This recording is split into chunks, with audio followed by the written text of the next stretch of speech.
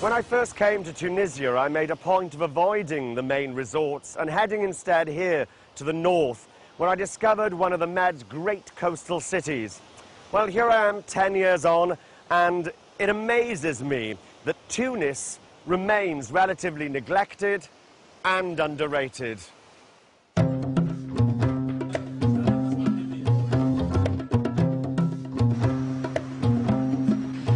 Morocco's made North Africa chic, and cruise ships are trying to put Tunisia on the map. In summer, this place is crawling with day trippers, but in the great scheme of things, this city is still a relative unknown.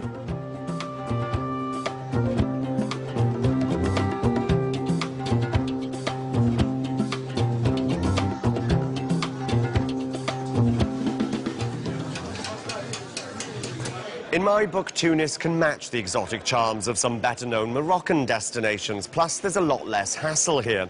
This city is a great combination of North African, Berber and French panache, which should be raking in the city break set.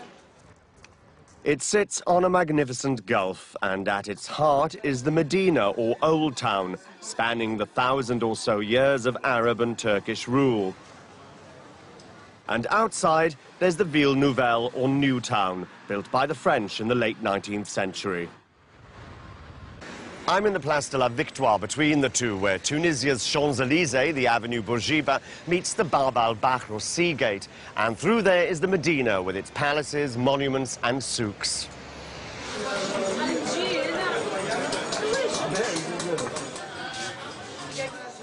The Rue Jemaa Zitouna is Main Street and tempts in the tourists. It's not the place to drop some shekels, as it's the most overpriced part of the souk. The street leads to the Jemaa Zitouna itself, or Great Mosque of the Olive Tree, built in the 9th century. And as a non-Muslim, you can visit the courtyard.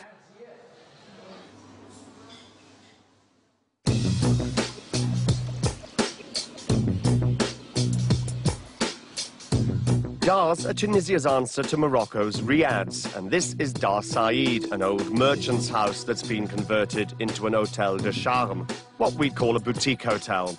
And it's a winner. Only 24 rooms and cool marble courtyards to unwind in.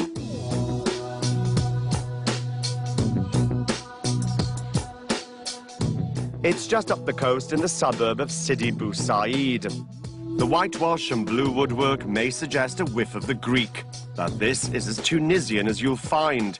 It's also one of the wealthiest residential areas in the country, even though it can be crawling with day trippers off cruise ships. The views, however, are fantastic. Here's another of Tunis's big plus points. Great beaches.